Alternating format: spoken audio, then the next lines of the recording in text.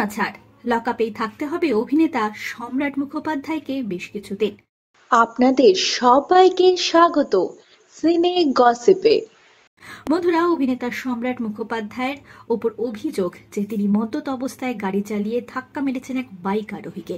জনপ্রিয় সংবাদ মাধ্যমের প্রকাশিত খবর অনুযায়ী মাঝ রাতে মদ্যপ অবস্থায় বেপরোয়া গতিতে গাড়ি চালিয়ে দুর্ঘটনা ঘটান অভিনেতা। সেই ঘটনাতেই মঙ্গলবার তাকে গ্রেফতার করা হয়। এরপরেই আলিপুর আদালতে পেশ করা হয়েছে অভিনেতাকে, কিন্তু মিলল না ছাড়। ভারতীয় দণ্ডবিধি ৩০৮ ধারায় আগামী ২৩ তারিখ পর্যন্ত পুলিশের হেফাজতেই থাকতে হবে অভিনেতাকে। শহরে বেপরোয়া গাড়ি চালিয়ে ধাক্কা মেরেছেন অভিনেতা এক বাইক আরোহীকে। জানা যাচ্ছে, সংবাদ মাধ্যমের পাওয়া খবর অনুযায়ী মাঝরাতে মদ্যপ অবস্থায় বেপরোয়া গতিতে গাড়ি চালাচ্ছিলেন অভিনেতা, আর তার জেরেই ঘটেছে দুর্ঘটনা। অভিনেতা সোমবার মধ্যরাতে এই ঘটনা ঘটান বেহালার রায়বাহাদুর রোডের কাছে, আর সেখানেই অভিনেতার গাড়ি নিয়ন্ত্রণ হারিয়ে ধাক্কা মারে এক বাইক চালককে।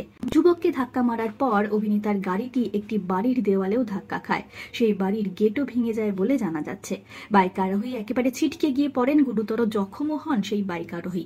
প্রথমে তাকে এমআর বাঙুর হাসপাতালে ভর্তি করানো হয়, পরে অবস্থা আশঙ্কাজনক হওয়ায় তাকে এসএসকেএমে স্থানান্তরিত করা হয়েছে বলে জানা যাচ্ছে।